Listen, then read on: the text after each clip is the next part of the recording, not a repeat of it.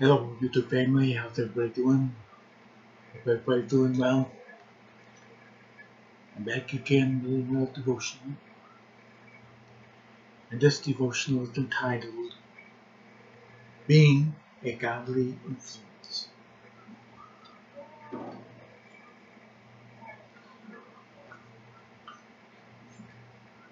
And I'll be reading from my Bible, Daniel chapter 1.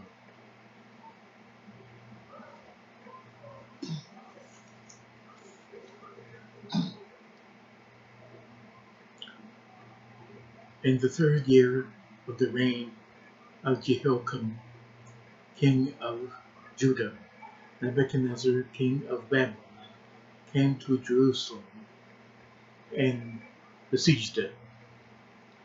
And the Lord gave Jehoiakim, king of Judah, into his hand, with some of the articles of the house of God, which he carried into the land of Shinar, to the house of his God.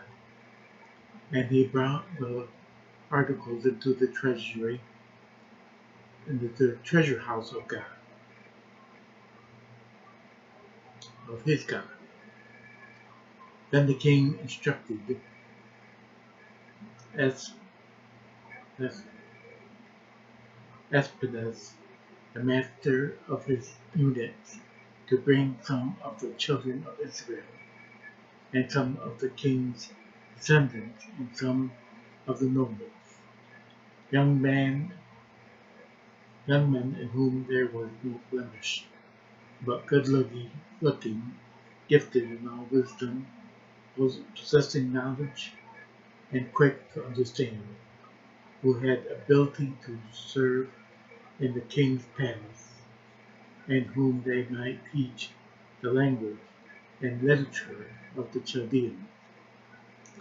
And the king appointed for them a daily provision of the king's delicacies and of the wine which he drank, and 3 years of training for them, so that at the end of that time they might serve before the king. Now from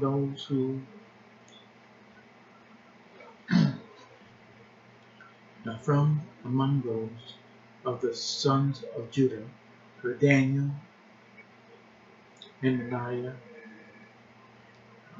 Mishael, and Azariah. To them the chief of the eunuchs gave names.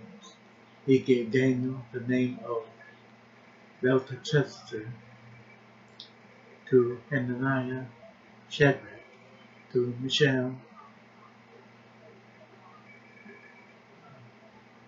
Meshach, and to Ezra Abednego.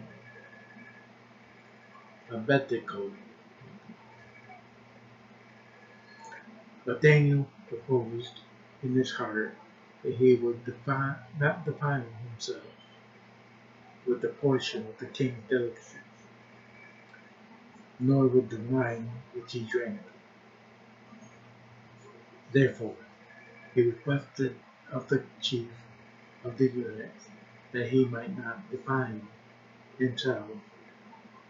Now God had brought Daniel into the favor and goodwill of the chief of the eunuchs.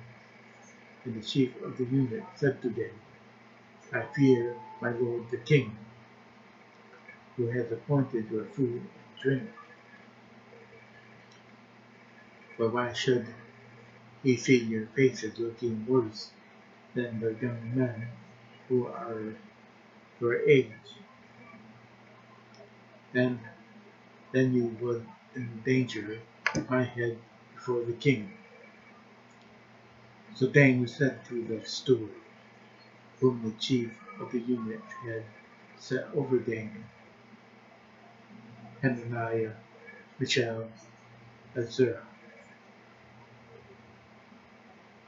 please test your servants for 10 days, and let them give us vegetables to eat and water to drink. Then let our parents be examined before you, and the parents of the young men who eat the portion of the king's delicacy, and as you see fit, so deal with your servant. So he consented with them in this matter, and tested them 10 days. And at the end of 10 days, the features appeared better and fatter in flesh than all the young men who ate the portion of the king's delicacies. Thus the steward took away their portion of delicacies and the wine that they were to drink, and gave them vegetables. As for these 4 young men, God gave them knowledge and skill in all literature and wisdom, and Daniel had understanding in all visions and dreams. Now at the end of the 10 days, and now at the end of the days, when the king had said that they should be brought in, the chief of the eunuchs brought them in before Nebuchadnezzar. Then the king interviewed them, and among them all none was found like Daniel, Hananiah, Mishael, and Ezra. Therefore they served before the king, and in all matters of wisdom and understanding about which the king examined them, he found them 10 times better than all the magicians and astrologers who were in all his realm. Thus Daniel continued until the first year of King Cyrus.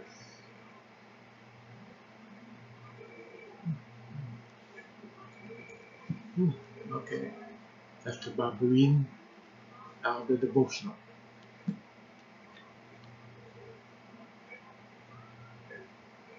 You don't have to be prominent in the world's eyes to be an influential person. Through your example and testimony, you can help others understand who Jesus Christ is and what it looks like to live for Him. Scripture includes many examples of righteous men and women who were influential in their generation. One of them was Daniel, who was a godly influence not only on his friends, but also on kings. Even as a youth, he was committed to obeying God's law. Consequently, when Daniel was offered food from the Babylonian king's table, he requested vegetarian meals instead, to comply with Jewish dietary restrictions. His commitment to the Lord outweighed any fear of reprisal for rejecting the royal provision, and God protected Daniel and given him favor with his overseer. Although most of us won't have an opportunity to influence global leaders, our example can impact a workplace, neighborhood, home, or future generations, as was true of Daniel.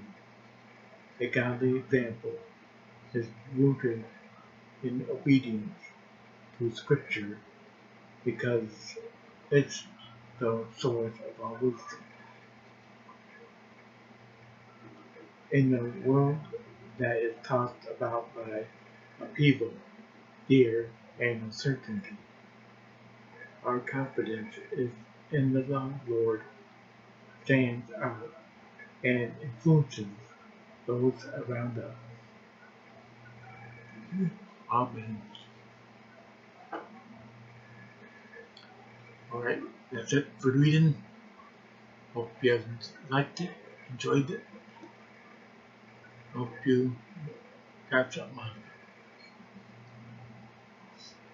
it. And until I meet you again, God bless you all. Goodbye.